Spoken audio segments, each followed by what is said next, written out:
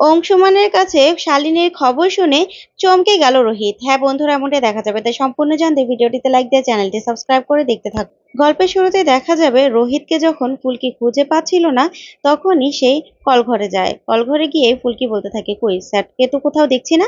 তারপরে হঠাৎ করে ফুলকির বাথটাবের দিকে চোখ গেলে দেখতে পায় যে রোহিত জলের মধ্যে ডুবে আছে।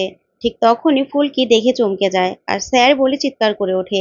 তারপরে সাথে সাথে গিয়ে রোহিতকে সে জল থেকে তোলে আর রোহিতের সাথে সাথে নিঃশ্বাস নিয়ে রোহিত কাশি দিতে থাকে। তখন ফুলকি বলে, স্যার আপনি ঠিক আছেন তো, ঠিক আছেন তো? এরকম করে কেউ এখানে এসে থাকে? তাহলে তো এখনই তো দম বন্ধ হয়ে যেত। আমি যদি আর 2 মিনিট পরে উঠতাম তাহলে কেমন হতো বলুন তো? নিঃশ্বাসটা তো বন্ধ হয়ে যেত। তখনই রোহিত অবাক হয়ে যায় ফুলকির কথা শুনে। তারপরে ফুলকি বলে, স্যার আপনি শুনতে পাচ্ছেন আমার কথা? এদিকে তাকান, শুনতে পাচ্ছেন? তারপরে রোহিত কোনো সাড়া শব্দ না করলে ফুলকি বলতে থাকে, স্যার আপনি এরকম কাণ্ডগুলো করছেন, এখন মা এখানে থাকলে কেমন হতো বলুন তো? তার থেকে ভালো হতো ভেসে যেতে দিলেই ভালো হতো। তখন এই কথা শুনে রোহিত অবাক হয়ে ফুলকির দিকে তাকিয়ে থাকে। তখন ফুলকি বলে, স্যার উঠুন, এখান থেকে উঠুন। এরকম কাণ্ড করলে কেমন হবে স্যার? আপনি ঘুমের মধ্যে এখানে এসে ঘুমিয়ে পড়লেন কেন স্যার? তখন রোহিত অবাক হয়ে যায় ফুলকির কথা শুনে আর তাকিয়ে থাকে। তারপরে দেখা যাবে ফুলকি রোহিতকে নিয়ে রুমে চলে যায়। রোহিতের চুল শুকিয়ে দেয়। তারপর রোহিত বলতে থাকে, আমি কাপড়গুলো চেঞ্জ করে আসছি। তারপর রোহিত কাপড় চেঞ্জ করে আসলেই ফুলকি বলতে থাকে, স্যার আপনি কিন্তু জেগে গেলে আমাকে ডাক দিবেন। আর যদি এরকমটা না করেন তাহলে কিন্তু আমি দরজা বন্ধ করে দরজার সামনে আমি শুয়ে পড়বো। তখন রোহিত বলে, না ফুলকি, এরকমটা আর হবে না। আসলে আমি স্বপ্ন দেখছিলাম, দাদা ভাইকে দেখছিলাম, দাদা ভাই কি করে পড়ে গিয়েছিল সেটা দেখছিলাম। তারপরে কি করে যে আমি ওই কলঘরে গিয়ে শুয়ে পড়েছি আমি নিজেও জানি না। তখন ফুলকি বলে, এরকম একটা অঘটনের কথা মা যদি শুনতে পারে, মা এ কি অবস্থা হবে বলুন তো? আর কখনো যেন এরকম কাজ করতে না শুনি। তখন রোহিত বলে, আচ্ছা ঠিক আছে। তারপরে রোহিত শুয়ে পড়ে। তখন ফুলকিও রোহিতের কাছেই শুয়ে পড়ে। তারপরে দেখা যাবে সকালবেলা ঘুম ভাঙলেই ফুলকি দেখতে পায় রোহিত ঘুমোচ্ছে। তখনই ফুলকি বলতে থাকে, যাক ভালোই হয়েছে, স্যার ঘুমোচ্ছে, যাই আমি একটু। এই বলে উঠতে গেলে দেখতে পায় ওর আঁচলে টান খায়। তখন ওর আঁচলটা রোহিতের হাতে দেখে ফুলকি খুশি হয়ে যায় আর বলতে থাকে, এত প্রাণবন্ত একটা মানুষ হঠাৎ করে কি হয়ে গেল? আমি তো কিছুই বুঝতে পারছি না। শালিনী ম্যাডামের জন্য স্যার একদম অসুস্থ হয়ে যাচ্ছে। না, স্যারের মনটা অন্য কোনো দিকে ঘুরাতে হবে, না হলে স্যার যে এরকম ভাবে শেষ হয়ে যাবে, না সেটা কিছুতে আমি হতে দিতে পারি না। তখনই ফুলকি বলতে থাকে, একটা উপায় আছে, স্যার তো সেটাতেই খুব খুশি, স্বাচ্ছন্দ্য বোধ করে। এই বলে ফুলকি রোহিতের হাত থেকে নিজের শাড়ির আঁচলটা ছাড়িয়ে নিয়েই উঠে চলে যায়। তারপরেই দৌড়ানোর পোশাক পরে এসে রোহিতকে বলতে থাকে, স্যার উঠুন, স্যার উঠুন, ছুটতে যাবেন না? আপনি এরকম ভাবে পড়ে পড়ে ঘুমোচ্ছেন। তখন রোহিত উঠে বসেই সে শালিনীর কথা মনে পড়ে যায়, যে শালিনীকে রেখে ফুলকিকে বাঁচাতে গিয়ে এসে শালিনীকে আর কোথাও খুঁজে পায়নি।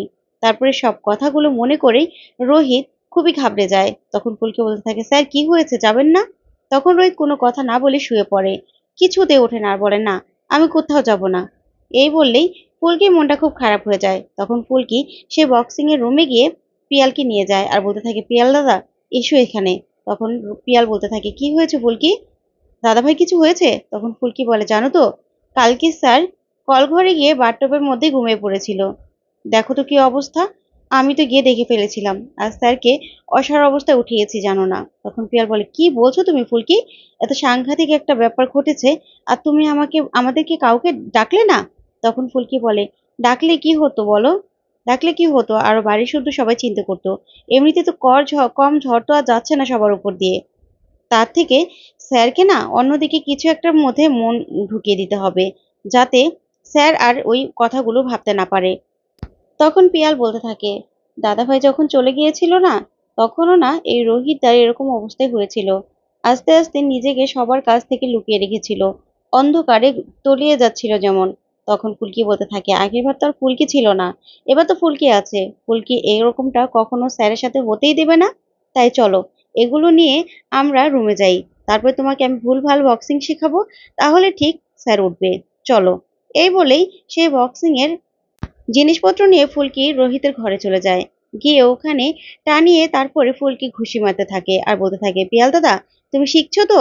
এই বলে জোরে জোরে ঘুষি মারতে থাকে আর বলতে থাকে, আর দেখতে থাকে রোহিত উঠছে কিনা। ওইদিকে রোহিত শব্দ পেয়ে একটু একটু করে তাকিয়ে দেখে ফুলকি ঘুষি ঘুষি করছে। তখনই রোহিত অবাক হয়ে ফুলকির দিকে তাকিয়ে থাকে। ওইদিকে ফুলকি ভুলভালভাবে পিয়ালকে শিখাতে থাকে। তারপরে দেখা যাবে রোহিত শেষ পর্যন্ত না টিকতে পেরে উঠে যায়। উঠে ফুলকিকে বলতে থাকে, এই এসব কি করছো? এই বলে এক ঘুষি মেরে ফুলকিকে ফেলে দেয় আর বলতে থাকে, এই ভুলভাল ঘুষোঘুষি করছো? এভাবে আমি শিখিয়েছি? আমি জানি তো তুমি এসব কেন করছো। এই বলেই ফুলকিকে রেখে রোহিত ওখান থেকে বেরিয়ে চলে যায়। ওইদিকে দেখা যাবে অংশু এসে পারমিতাকে বলতে থাকে, পারমিতা, রোহিত কোথায়? রোহিতের সাথে আমার কথা বলা দরকার ছিল। তখন পারমিতা বলতে থাকে, কেন, অংশু কি হয়েছে? তখন অংশুমান বলতে থাকে, আসলে একটা লাশ পাওয়া গেছে। এখন সেটা শালিনী কিনা আমরা জানি না, তবে পাওয়া গেছে। এখন রোহিতকে সেই কথাটা বলতে হবে, কারণ একদম বোঝাই যাচ্ছে না ওটা কে। তাই ওকে আইডেন্টিফাই করতে যেতে হবে। এই কথা শুনে অরুণা সহ সবাই চমকে যায়। ওইদিকে দেখা যাবে তাদের কথার সময় রোহিত চলে আসে। তখন রোহিত অংশুকে দেখে বলতে থাকে, আরে অংশুদা, তুমি এখানে? তা কোনো খোঁজ পাওয়া গেল শালিনীর? তখন অংশু বলতে থাকে, রোহিত, তোমাকে একটু শক্ত হতে হবে। তখন রোহিত বলে, কেন, কি হয়েছে? তখন অংশু বলে, আসলে একটা লাশ পাওয়া গেছে। আসলে আমরা জানি না যে ওইটা শালিনী কিনা, তবে তোমাকে আইডেন্টিফাই করতে যেতে হবে। তখন রোহিত বলে, কি বলছো তুমি অংশুদা? এমনও তো হতে পারে যে শালিনী অন্য কোথাও আছে, এখানে নেই। তাহলে তুমি কেন এরকম বলছো? তখন অংশু বলতে থাকে, আসলে জানি না সেটা হবে কিনা, তবে আইডেন্টিফাই করতে তোমাকে যেতে হবে। তখন অরুণা বলে, হ্যাঁ, অন্য কেউ গেলে হবে না? তখন অংশু বলে, না, রোহিত তো সেদিন ওর সাথে ছিল, কি রঙের শাড়ি পরা ছিল, তারপর আবার ওর সাথে বিয়েও হয়েছিল, তাই ওই ভালো বলতে পারবে। তখন রোহিত পুরো ভেঙে পড়ে আর বলতে থাকে, তার মানে আরেকটা খুনের বোঝাও আমার কাঁধে উঠে গেল। এই বলে রোহিত অসুস্থ হয়ে যেতে থাকে। তখন সবাই রোহিতকে সামলাতে থাকে। তারপর ফুলকি বলতে থাকে, স্যার, আপনি কেন এরকম করছেন বলুন তো, কেন এরকম করছেন? তারপরে রোহিত বলতে থাকে, আমি চাইলে ওকে বাঁচাতে পারতাম, ওই দিন বাঁচাতে পারতাম। আমারই ভুল, সব কিছু আমার ভুল। তখন ফুলকি বলে, তার থেকে তো ভালো হতো স্যার, আমাকে যদি আপনি ভেসে যেতে দিতেন, কারণ ফুলকি দাসের তো কই মাছের প্রাণ। ফুলকি দাস ঠিক ফিরে আসতো। যা শুনে রোহিত অবাক হয়ে ফুলকির দিকে তাকিয়ে থাকে। তারপরে দেখা যাবে সবাই রোহিতকে বোঝাতে থাকে, আর ওইদিকে ফুলকিও খুব কষ্ট পেতে থাকে। তো বন্ধুরা, আজকের আপডেটটি কেমন লাগলো অবশ্যই কমেন্ট করে জানাতে ভুলবেন না। আর পরবর্তী আপডেট পেতে অবশ্যই চ্যানেলটি সাবস্ক্রাইব করবে। ধন্যবাদ।